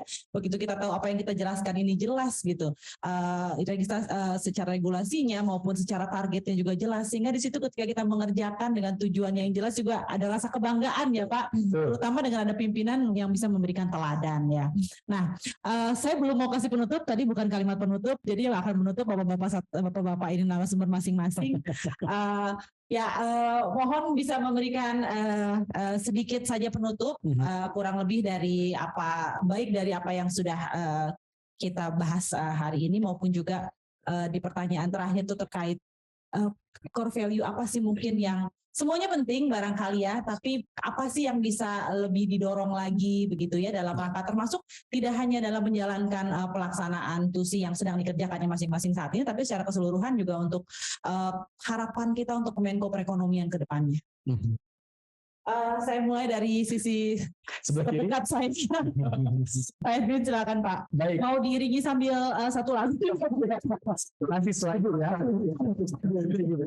Jadi saya ingin mengaitkan ini dengan berakhlak juga, khususnya dengan transformasi digital ya, karena bagian saya memang transformasi digital. Jadi memang salah satu yang akan didorong oleh pemerintah adalah pengembangan pemerintahan digital. Ini terkait dengan kita semua sebagai ASN ya. Nah, bagaimana nanti berakhlak ini bisa kita wujudkan? Jadi saya membagikan berakhlak ini menjadi dua bagian. Jadi bagaimana kita bisa berorientasi pelayanan, akuntabel dan kompeten, itu karena kita menguasai apa yang disebut sebagai hard skill. Ya kan? Bagaimana kita menguasai kalau di digital, mengenai AI, OT, AI, kemudian machine learning, big data analytics, kemudian augmented reality, virtual reality, itu merupakan hal-hal yang perlu kita kuasai. Tasya tahu nggak? Dari 4 juta, kan kata menurut Bank Dunia itu ada 4 juta pegawai negeri sipil di Indonesia. Itu menurut Bank Dunia hanya 0,17% yang memiliki spesialistik atau digital. Yang mereka menguasai kemampuan digital hanya 0,17%. Akibatnya pemerintah sangat tergantung nih. Akhirnya akan tergantung dari sumber daya dari luar, bukan dari internal kita. Nah, saya ingin mendorong ASN yang ada di, baik itu Ekon Muda yang ada di Kemenko Perekonomian maupun di kementerian lembaga lain, agar kita juga bisa meningkatkan kemampuan digital kita, sehingga pemerintah tidak tergantung pada sumber daya dari luar. Kita bisa menggunakan, mendorong lagi pemerintahan digital dengan kekuatan kita sendiri. Ini penting. Ya, kemudian yang kedua, tadi bagian pertama. Bagian kedua adalah bagaimana kita mendorong soft skill, ya. Tadi ini ada harmonis, loyal, adaptif, dan kolaboratif. Karena ini merupakan, tadi saya sebutkan di awal ya, bahwa ada 10 skill utama yang dibutuhkan oleh para di dunia nanti 2030. Di antaranya harus soft skill tadi. Nah, dengan ada soft skill ini kita bisa mendorong lagi kemampuan yang ada kita miliki, karena tanpa soft skill percuma kita punya hard skill yang nggak akan jalan. Nah, ini dua hal ini yang jadi udah mencakup ya, sapu jagat semua ya. Setuju-tujunya dari berakhlak ini masuk ke situ. Mungkin itu yang saya mendorong semua ASN muda kita. Terima kasih Pak Edwin, sangat sesuai sekali dengan bidangnya untuk mendorong transformasi digital, mengajak kita semua para ASN untuk juga semakin memahami ya bagaimana pentingnya digital dan juga mempelajari hard skill dan soft skill-nya sangat bermanfaat untuk mengembangkan tidak hanya ekonomi maupun kesejahteraan masyarakat. Selanjutnya Pak Haryo. Siap. Apa ya tadi? Dari 7 nilai tadi, kalau saya mau yang menyampaikan sebenarnya yang tadi di awal saya sudah sampaikan, yaitu kolaboratif. Tadi di awal saya bilang humas itu bukan hanya orang-orang yang bekerja saja di humas, tapi keseluruhan insan di unit instansi tersebut, dalam ini Kemenko Perekonomian, ya seluruhnya kami minta bantuan untuk menjadi humas Kemenko Perekonomian kepada masyarakat, menyiarkan semua apa yang sudah kita capai, menerima masukan, dan tadi yang saya sebutkan 5 hal tadi. Tanpa kolaborasi kita juga banyak sekali kerja yang kita laksanakan. Kami di humas tentu punya keterbatasan, mana tahu mana yang penting, mana yang prioritas, kita perlu kolaborasi. Pak Ferry, kita mana tahu nih, ahli ekonomi seperti Tasya ternyata menjadi pembawa acara yang kalau tidak dicoba, jadi saya pikir kolaborasi yang kita perlukan sangat kita perlukan. Terima kasih. Ya, terima kasih Pak. Jadi teman-teman diingatkan oleh Pak Haryo ya. Jadi apa yang kita kerjakan, apa yang kita hasilkan itu menjadi humas yang baik untuk kementerian kita gitu ya Pak. Tidak hanya peran dari teman-teman humas saja gitu. Ya. Jadi rekan-rekan Ekon, Sobat Ekon maupun rekan-rekan ASN semua, apa yang sudah dihasilkan, hal yang baik dikerjakan di kementeriannya masing-masing itu membawa nama baik untuk kementeriannya. Selanjutnya Pak Gede, kami persilakan. Terima kasih Mbak Tasya. Jadi di dalam KUN sendiri itu kita sudah berusaha untuk mengaplikasikan atau mengimplementasikan berakhlak ini dalam kita membuat kebijakan, memberikan pelayanan dan lain sebagainya. Jadi kalau hilang satu aja, itu maknanya jadi berubah. Ya, coba Anda hilangkan salah satu huruf ya di dalam berakhlak itu, ya itu nanti pasti akan definisinya atau artinya akan sangat berbeda, ya sangat melenceng dari apa yang kita harapkan. Jadi kami berusaha untuk mengimplementasikan berakhlak ini di dalam kami membuat keputusan-keputusan, kebijakan-kebijakan dalam penyaluran KUR. Karena kami yakin dengan KUR UMKM makmur. Terima kasih. Dengan KUR UMKM makmur. Selanjutnya Pak Ferry ini lebih berat lagi nih. Apa Pak? Apa yang bisa bikin makmur? Baik, makasih. Kita sudah punya banyak pelajaran gitu ya dari banyak lah kalau buat saya terutama pribadi gitu ya. Bagaimana kita mengelola ekonomi di satu sisi juga mengelola kesehatan di 2020, 2021, 2022 gitu ya. Yang mungkin lebih banyak dari yang kita peroleh waktu kuliah gitu. Nah, dengan capaian yang 2022, apakah kita harus diam-diam aja?